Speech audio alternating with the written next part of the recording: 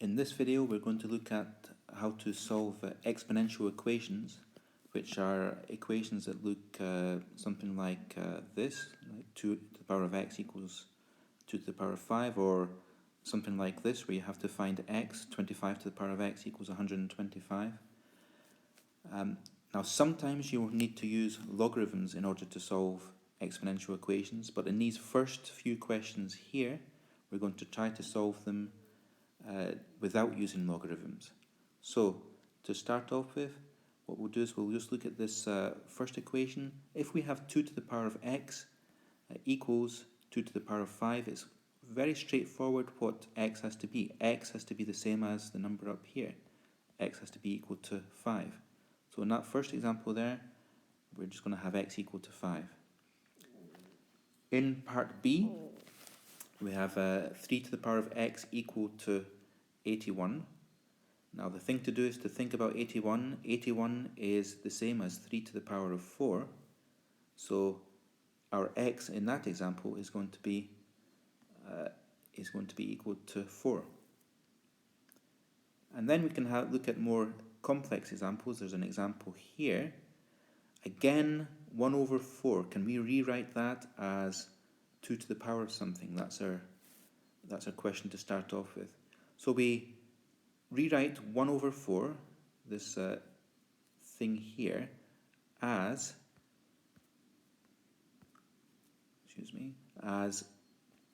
1 over 2 squared.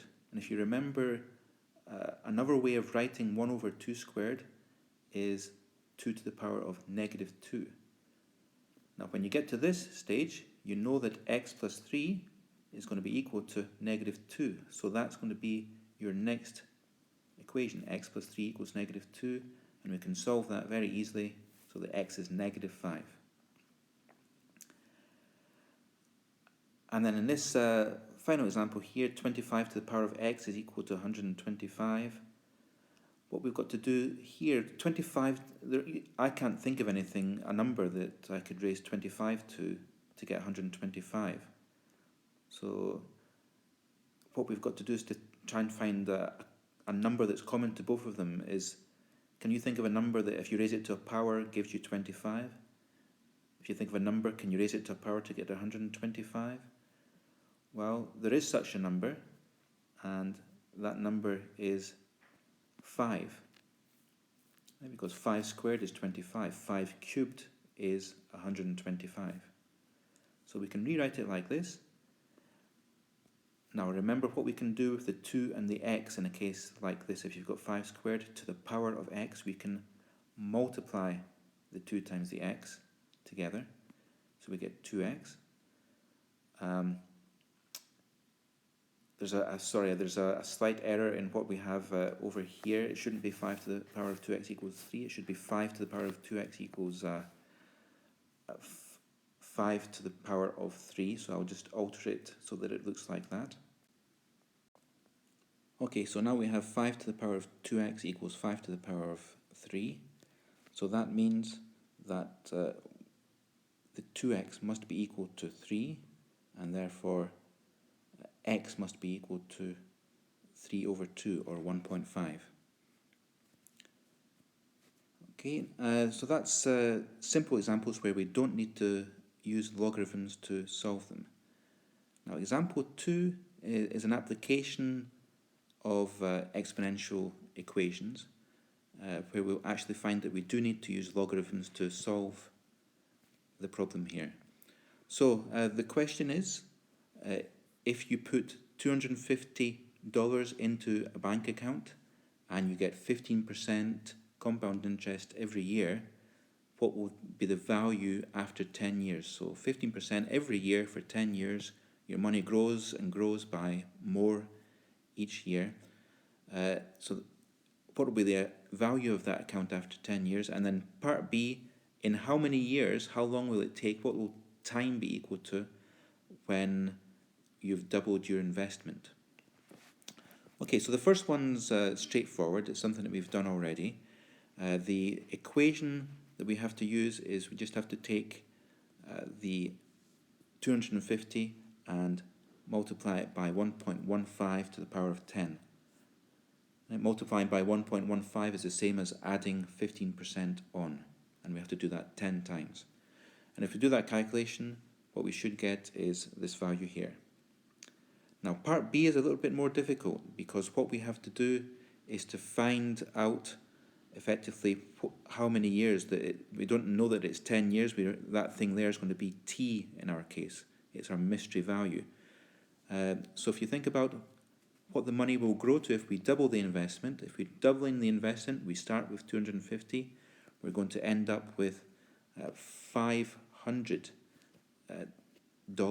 after how many years. So that n there is standing for the number of years. So we get this equation here, and what we've got to do is try and solve that for n. Now it might not be obvious to you how you would do that immediately, but one thing we can do to both sides is divide both sides by 250. If we do that, the equation that we get will be this one, 1.15 to the power of n equals 2. And again, it's probably not obvious to you how you can solve something like this. This is where logarithms come to the rescue. We take the log of both sides. Now it could be log base 10 or it could be log base e, that's the ln function. It doesn't matter, you'll get the same answer in the end. But if you take the log base 10 of both sides, you'll get this equation. Now the magic thing, the thing that works really well for us is, can we do something with that n? One of the rules we learned when we looked at properties of logarithms was that this n could move over here. So the next equation that we have is this one. And then the next step on from there would be to divide both sides by log of 1.15. And if you do, this is now a calculation you can do in your calculator. Log of 2 divided by log of 1.15, that should give you around 5 years. So that's our first example of solving an exponential equation using logs. In example 3, it's a quite similar kind of thing. First of all, we're going to predict what the population is going to be in 2025 based on the 2010 population being 308 million, if the population increases by 2% per year. And then we're going to try and figure out when the population will exceed 400 million. When will the US population become so large? So again, the first part should be easy. We just plug the values into our basic sort of growth formulas. So the first part of it is going to be, you're going to take the 308 and you're going to multiply it by 1.02 to the power of something. Okay, so the 1.02, because we're having to increase by 2% per year. So again, this 2% per year means it's 1.02. We're multiplying by 1.02. Now, this 2025 is 15 years on from 2010. So that's why we've got 15 up here. It's because we're increasing by 2% 15 times. We're doing it each year for 15 years. And if we do that calculation, what we should get then is 415.5 million. Now in part B, that's a little bit more difficult. We've got to use the same kind of thing, but this time we're given that this number here is going to be 400 million, and the mystery thing is going to be, what's this number up the top? It's not going to be 15. We can perhaps use some letter to represent it up top. So we're going to get an equation that looks like this. Actually an inequality as it's written just now, because we have a greater than symbol there. So you could solve this kind of thing by graphing y1 equal to this thing, 308 times 0.02 to the power of x, graphing y2 equal to this, and finding out where they crossed. That would give you an x that would solve the problem for you. But now we can solve this logarithmically. So what we're going to do here, first of all, do the same as before. We divide both sides by 308. We take logs of both sides. We'll get this. So log, this time we're doing it log base 10 as before. That n, remember, can move to the front. So if we do that, what we'll get now will be something that looks like this. And then once we've got this equation, we can then divide both sides by log of 1.02. If we do that, what we'll get now is this value here. Right, so you have to do that calculation. If you do that on your calculator, what we should end up with is around 13.2 years after 2010. So in other words, in the year 2023.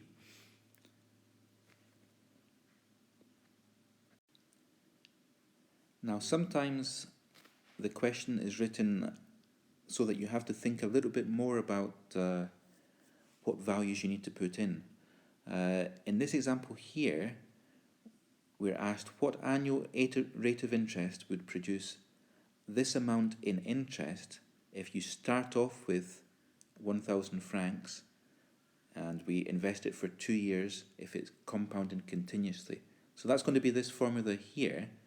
The question is, what's P, what's A, what's R, and we have to find out T. We have to find, we know what T is equal to 2, and R is our mystery value. We have to try to find what R is. So we're going to produce 500 francs of interest, and we're starting with 1,000. So that actually means that the amount we'll have in the account after 2 years is going to be not 500, but 1,000 plus 500, 1,500. So our equation is going to look something like this. It's going to be 1,500 equals 1,000 e to the power of 2r. And this is something we've got to solve. Again, r is up as an exponent, so it's not an easy one. But it's reasonably easy now we know about logarithms. We can rewrite that by dividing both sides by 1,000 as e to the power of 2r equals 1.5.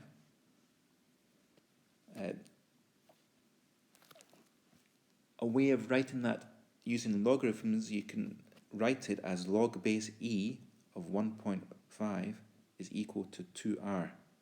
That's just the equivalence of exponents and logarithms. So we get this equation here, 2r equals ln of 1.5, and then we just have to divide both sides by 2, and we get this value here. If you calculate that, it's roughly 0.2027. So that's the interest rate as a decimal there. If you want that as a percentage, it's roughly 20%, 20.27%.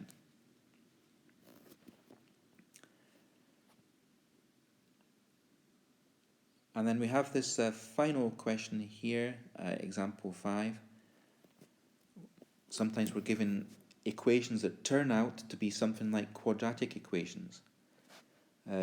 We can rewrite this thing here, 25 to the x equals 5 to the x plus 6, by thinking of the 25 to the x as 5 to the x all squared.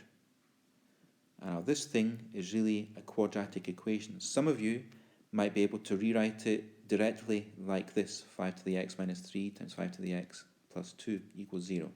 If you can't see that you'd be able to do it like that, what we can do is let, in place of the 5 to the power of x, let y be equal to 5 to the power of x. So we'll have y squared minus y minus 6 equals 0. And then we can factorize this thing.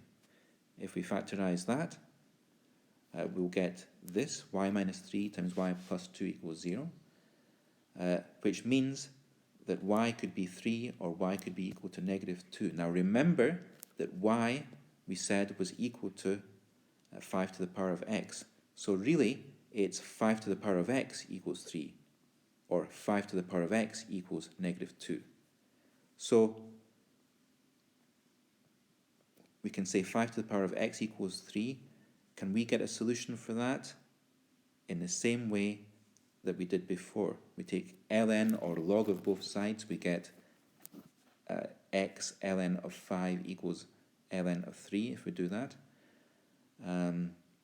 Because remember, we can take the x away as an exponent and put it at the start.